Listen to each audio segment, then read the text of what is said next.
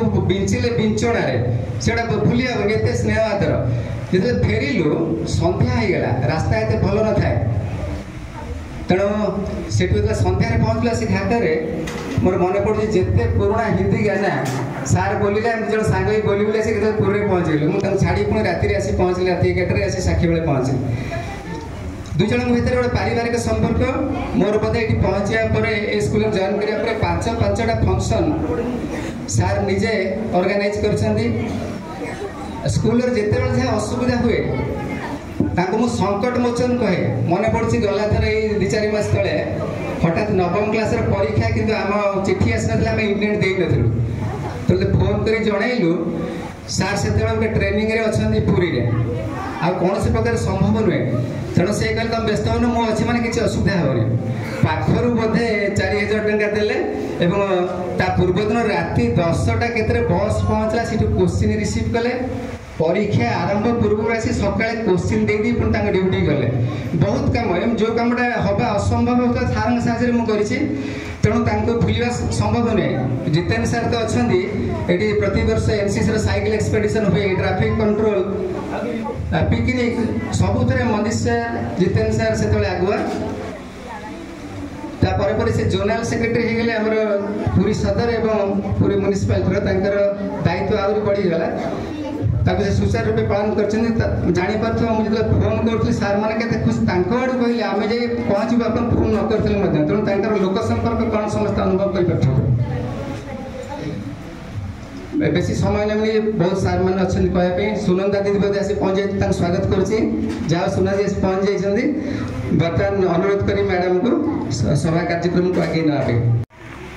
आम विद्यालय मंजीत सार आज अवसर नेउछंती किंतु सार विषय रे जेते प्रशंसा कले आम सहित मजा करी आसिछंती तेणु सार को आमे भूली पारिबु नाही सार आमर सदा सर्वदा चिरनाम होई रहिबे मु एति कहि मु वक्तव्य शेष करूछि सेमितिका व्यक्तित्व आम सहित सार सब बेले मजा मस्ती करंती किए दुष्ट हेले सार ताको टिके पकंती किंतु सार हमकु सब बेले बहुत भल पाइबा देखांती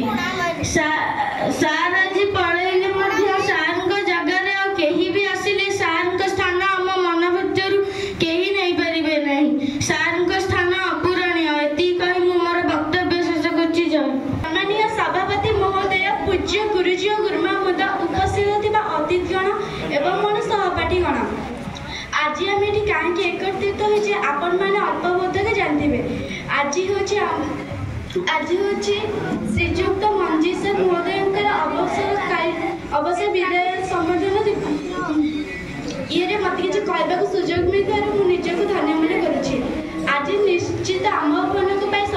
अतिशय दुखर दिन आम ठार जो शिक्षक विदाय नेउछंती से हेउछा जने प्रवीण शिक्षाविद पथदर्शक एवं आम समस्त प्रिय श्रीजुक्त मंजीत सार महोदय ए विद्यालय से जड़े क्रीड़ा शिक्षक नुहे यही अंचल से समस्त आदर्श ए विद्यालय को से आसवा दिन निजर अनन्य निष्ठा साधना उद्यम बल आम विद्यालय को आगे नहीं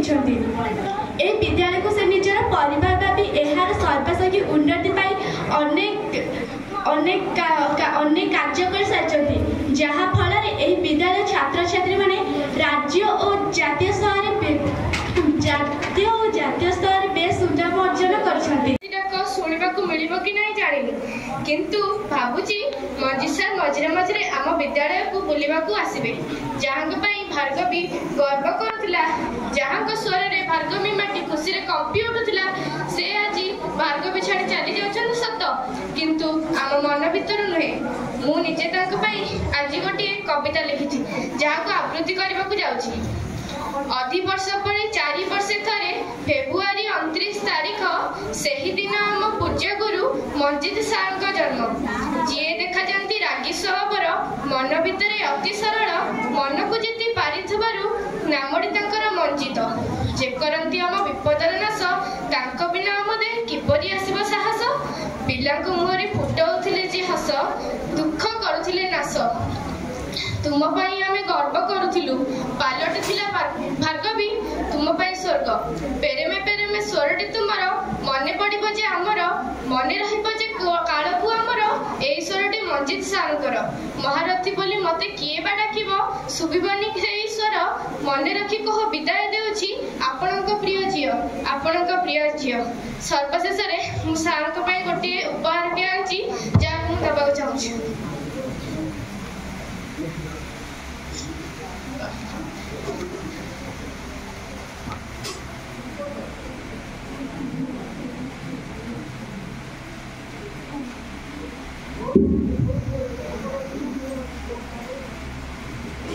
पिला माने तो सरल स्वभाव जार सेपर मोर मस्जिद सार शिखाती व्यायाम करती क्रीड़ा दियंती सुस्थ आनंददायक जीवन स्नेह बरसी प्रेम को बरसी क्रीणती शिशु मन नूतन प्रतिभा प्रस्फुटित कर सारे बांटी था निज ज्ञान अज्ञान बालुत चक्षु लाभ करे सारक ज्योति लाभ पाई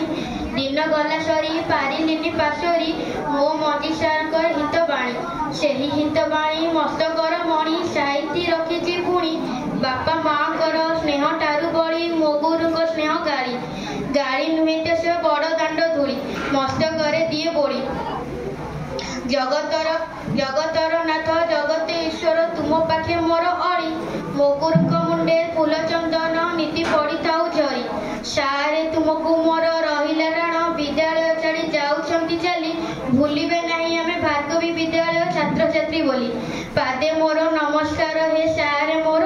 धरी बने मोर दोष गुण मु पर तुम आदरर शिष्या।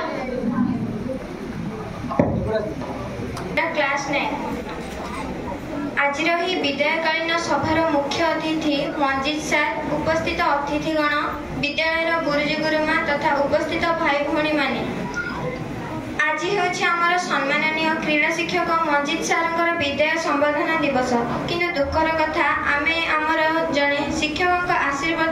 वंचित होगा से जड़े बंधु भाव आमको पथ प्रदर्शन करती से सब कार्य आमको साहाय्य करती आगे जावाई शेष में श्री जगन्नाथ पाखे दीर्घ कामना करी मोर मंजित सार विषय में आज किसी कहवाक चाहूँगी सार आमको बहुत फैसिलिटी दिखती एवं आमको सबुथ ही साहाय्य करती सार केवे आमको माने निज छात्र छात्री हिसाब से पालन करती सी आमको निज पुओ आ झी विषय में पालन करती सार आमको खेल एवं सबू माने सबुथे आमको साहाय्य करती सार एति इच्छा जे सार को आम कहूँ सार आपण जाऊँ आम विद्यालय को भूलिबे नहीं आम विद्यालय आपण जीवा पर आम बहुत कष्ट आपण सहित आम भी जाऊँ हेले आमको कष्ट लगुच सब पिला भी कष्ट लगुच आपण आम